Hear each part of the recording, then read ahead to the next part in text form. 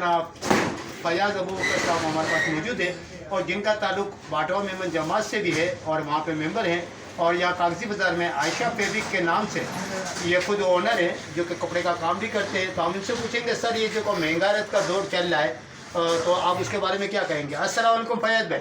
वालेकुम अस्सलाम। भाई महंगाई की तो बात आप ना पूछें, महंगाई तो इस वक्त पूरे पाकिस्तान में बहुत ज़्यादा है। आम तौर पर अगर हम कराची की बात करें, पूरे सिंध की बात करें, महंगाई बहुत ज़्यादा है और महंगाई के मुकाबले में कारोबार बिल्कुल नहीं है।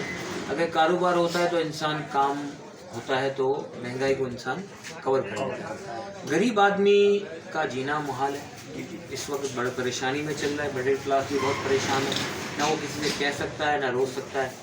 तो हालात ऐसे चल रहे हैं कि अब जो हुकूमत आए उसे चाहिए कि वो इस मसले का सबसे पहले हल देखे, कारोबारी हालात वो बेहतर करने की कोशिश करे। अगर वो कारोबारी हालात बेहतर करेंगे तो आगे हालात मुल्क के अच्छे होंगे, मईशत अच्छी होगी और उसके लिए हुकूमत का काम है ना कि इस मसले का हल करे। इस मसले का हल कारोबारी हजरात का तो हल नहीं है ना। कारोबारी हजरात जब हल करेंगे जब हुकूमत उनको चांस देगी, अच्छे इंपोर्ट एक्सपोर्ट अच्छे तरीके से हो रहा होगा, क्योंकि अपर लेवल के लोग तो उनके बाहर मुल्कों में भी बिजनेस है तो वो तो काम चला लेते हैं, लेकिन मिडिल क्लास और गरीब आदमी क्या करें। तो मकसद ये है कि महंगाई कम होनी चाहिए, हर चीज़ महंगी हो चुकी है और लोगों के लिए बहुत परेशानी है। अच्छा सर, दूसरा सवाल ये पूछूंगा कि आप ये क्या कहेंगे कि है ना यानी कि मजदूर तबका और 20 का तबका जो जिसे हम गरीब आदमी कहते हैं कि वो भी क्या ये महंगा पीस रहा है, इसके बारे में आप क्या कहेंगे। भाई मैंने अभी यही कहा ना आपसे कि गरीब आदमी तो जो जिसकी तनख्वाह अगर 25,000 है 30,000 है तो वो तो कर्ज लेने पे मजबूर है ना। उसके अगर 3 बच्चे हैं 4 बच्चे हैं तो उसका तो गुजारा हो ही नहीं रहा ना। खाली स्कूल की फीसें कम से कम छोटे से छोटे स्कूल की फीस 2,000-3,000 रुपये, इस तरह थोड़े मिडिल में आप स्कूल में चले जाओ तो 6,000 रुपये 7,000 रुपये महीने की फीसेज हैं और इससे अगर ऊपर लेवल पे चले जाओ तो और ज़्यादा 10,000 12,000 भी मंथली फीसेज हैं। तो गरीब आदमी किस तरह कमा रहे हैं। वैन की फीस है, स्कूल की फीस है, ट्यूशन की फीस है। अगर किसी की 25-30 हज़ार रुपये तनख्वाह है और उसके 4 बच्चे हैं तो वो बंदा कर्ज के तले दबता ही जा रहा है।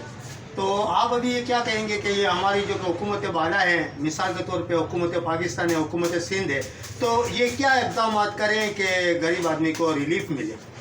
भाई अभी इलेक्शन हुए हैं, अभी अल्लाह पाक करे कि कोई अच्छी हुकूमत आ जाए जो इस मसले को देखे और उनको चाहिए कि गरीब आवाम को रिलीफ दे, उनके पैकेजेस बनाए, उनकी तनख्वाहों का कुछ। अब देखिए प्राइवेट तो तनख्वाहें बढ़ नहीं रही, कारोबार है नहीं, तो तनख्वाह किस तरह बढ़ाएंगे। तो ये तो हुकूमत का ही काम है कि वो इस सारे मसले को देखे।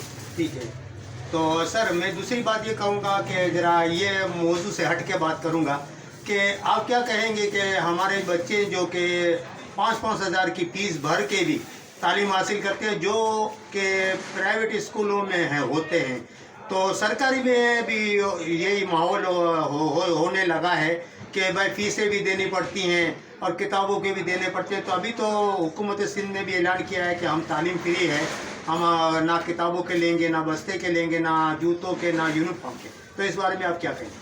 सरकारी स्कूलों में फीस का तो मैंने नहीं सुना है। जी, तो वहाँ पे फीस नहीं है, वहाँ तो फीस नहीं है। जी, जूते और यूनिफॉर्म ये देने चाहिए, मुझे सिंध को देने चाहिए, बल्कि पूरे पाकिस्तान में जो चाहे पंजाब हो, चाहे सिंध हो, चाहे बलूचिस्तान हो, KP है, तो वो सबको चाहिए कि वो गवर्नमेंट की जो भी स्कूलें हैं वो फीसिस वगैरह उन्हें कम करनी चाहिए और अगर गवर्नमेंट में फीसिस नहीं है तो यूनिफॉर्म के पैसे, अपने किताबों के पैसे वो हुकूमत को देने चाहिए। अच्छा, जिस तरह से हमारी जो कि मेमन बिरादरी है जिसमें वर्ल्ड मेमन ऑर्गेनाइजेशन है कि हमारे यानी कि मेमनों की तो अभी 75 जमातें हैं, यानी कि 75 गांव के, यानी कि मिसाल के तौर पे बाटवा है, उपलेटा है, वासावड़ है, जूनागढ़ है, ये सब जमातें हैं। तो वो मिलजुल के यानी कि अपनी बिरादरी के बच्चों को तालीम के हवाले से मदद करते हैं। तो ये आप क्या कहेंगे इस बारे में।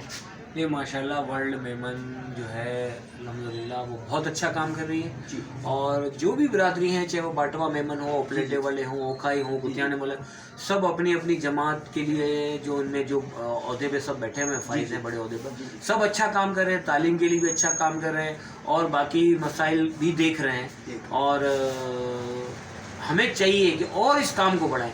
ینگ جنریشن، میمن برادری کی ینگ جنریشن کو چاہیے کہ وہ اس کام میں آئیں، بڑھ چڑھ کے اس مسئلے کا حل کریں، اور جتنے بھی لوگ ہیں غریب عوام ہیں میمنوں کے اندر ہوں یا دوسری قوم کو بھی، وہ کوپریٹ تو کرتے ہیں اور مزید کوپریٹ کرنا چاہیے. اچھا سر، دوسرا سوال یہ پوچھوں گا کہ یہ آپ کو پتہ ہوگا کہ آل پاکستان میمن میڈیا ایسوسی ایشن جس کا قیام عمل میں آ چکا ہے، اور ابھی ان کے ممبران کوئی 20 سے 17 بندے ہیں جو کہ میڈیا چینل والے.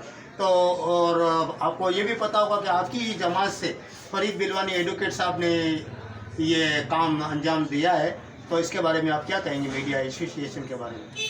میڈیا ایسوسیشن بہت اچھا کام کر رہی ہے. فرید بلوانی ماشاءاللہ ینگ ہی ہیں سمجھو، اور وہ اچھا کام کر رہے ہیں اس کاموں کے لیے، اور میمن میڈیا کے کافی چینل بن گئے ہیں، اور اللہ تعالیٰ ترقی دے.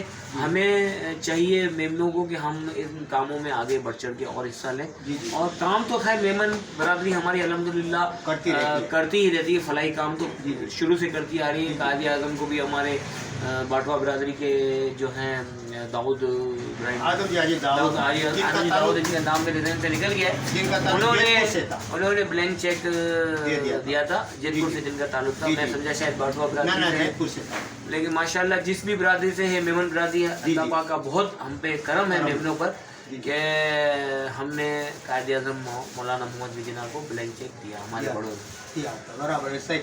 سر آپ کو میں شکریہ ادا کروں گا آپ کا کہ آپ نے اتنی مصروفیت کے ساتھ ہوتے ہوئے ہمارے چینل کو تھوڑا ٹائم دیا، SCM نیوز 92 کو. تو میں سلیم چوپڑا جو